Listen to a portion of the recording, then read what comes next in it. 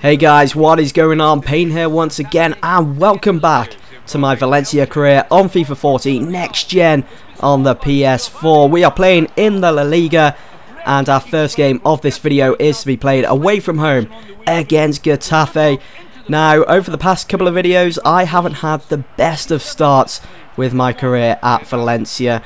It has been a bit of a dull start at Valencia. I mean, we've won 1 or 2 games which ended 1-0 I think to Valencia, not very convincing at all. And then we had that game against Barcelona, which, to be fair, yeah, we got a draw, we picked up just a point there, but a 3-3 draw against Barcelona, that's pretty impressive considering that, well, we all know what Barcelona are like, right? And this is the first time of me actually using this Valencia side on FIFA 14, and I'm still kind of getting used to the team. But in this one against Getafe, I wanted to continue on and just basically see what we can produce against a team like Getafe. Hopefully pick up those 3 points. The last thing I need with this Valencia side as well, seeing that I'm still kind of new and getting used to the players, is setbacks. You know, players becoming sluggish due to injuries and top players being out as well, or maybe players picking up silly red cards. That's definitely the last thing I need, because we need to keep that momentum going throughout the whole of this season if we want to be playing for Champions League football for next season.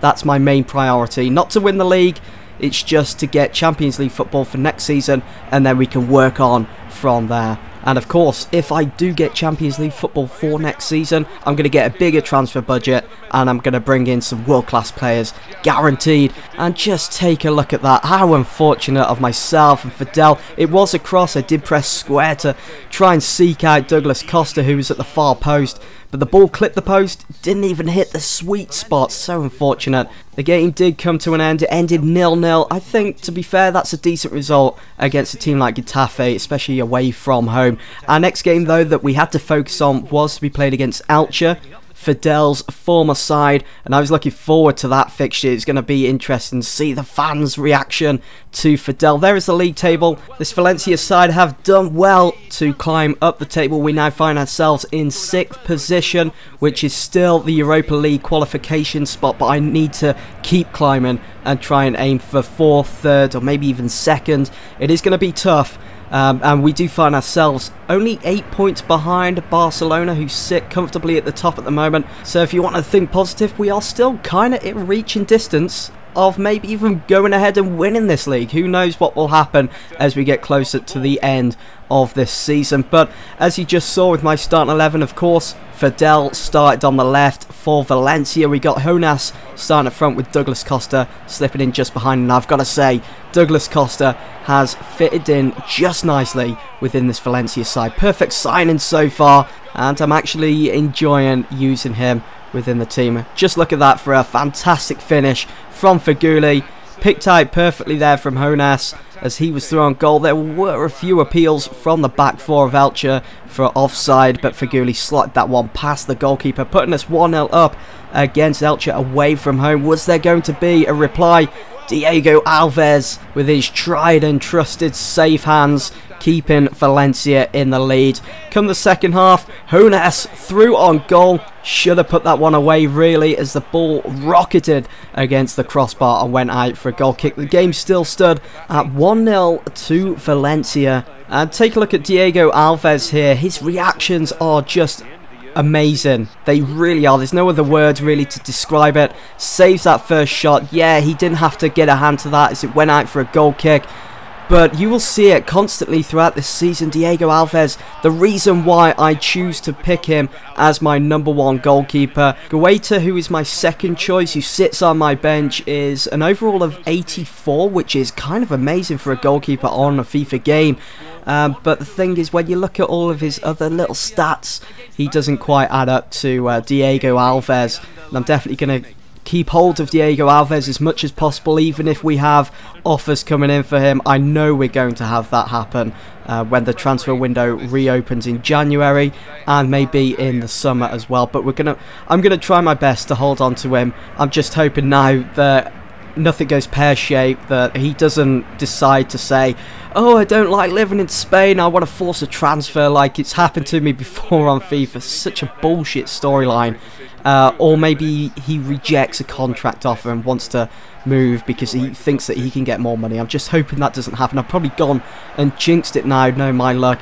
But our next game was to be played against Valladolid at home at the Mestalla. Held a Postiga right on the stroke of half-time, made it 1-0 and glitched out in the electronic advertisement board there, but a goal is a goal and we're going to see that again. Slow-mo, don't know what the back four were doing. He kind of, I think it was Valencia, he kind of just let the ball loose from his possession, which invited Postiga to come in and just slot that nicely behind the goalkeeper to put Valencia 1-0 up. Come the second half, I did bring on the Argentine youngster Cartabia to add pace to my strike force in this game, and he certainly made a difference. As soon as he came on in this game, Fidel picked him out one-on-one with the keeper. Should have made it, what, 2-0? Oh, I was going to say 1-0. We've already got a goal.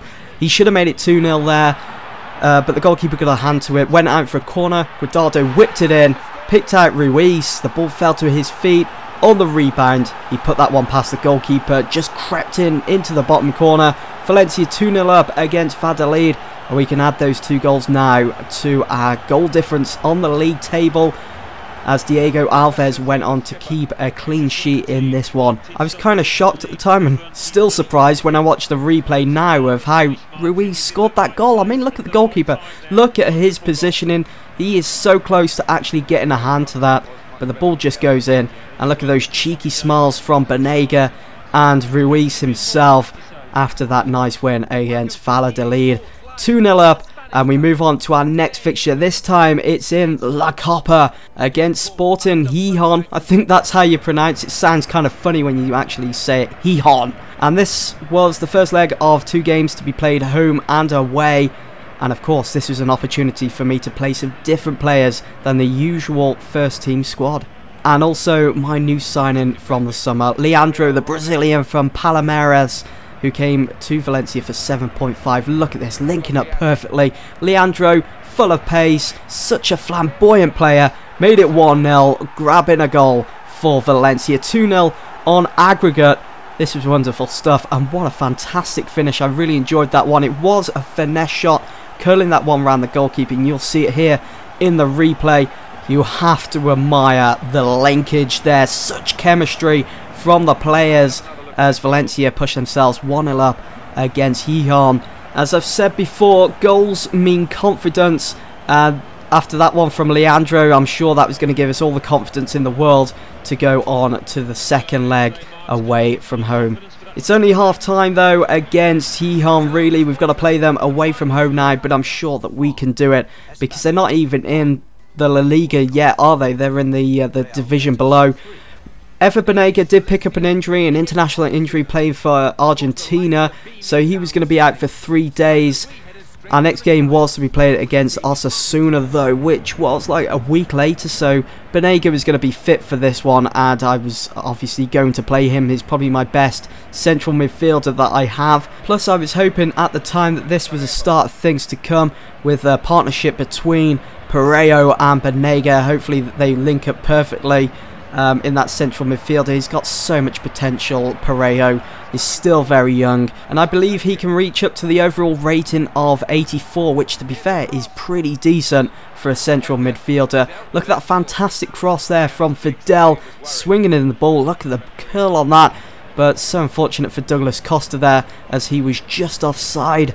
But Osasuna, they weren't going to give up those 3 points that easily. Douglas Costa was found perfectly there, went to maybe chip the goalkeeper, but it just wasn't enough to see through the challenge of Osasuna here at the Mestalla. Final score 0-0, and we just pick up a point. Anyway guys, that is the end of this video. I do hope that you have all enjoyed and that you will all tune in for my next upcoming Valencia career mode video. I'll see you all then.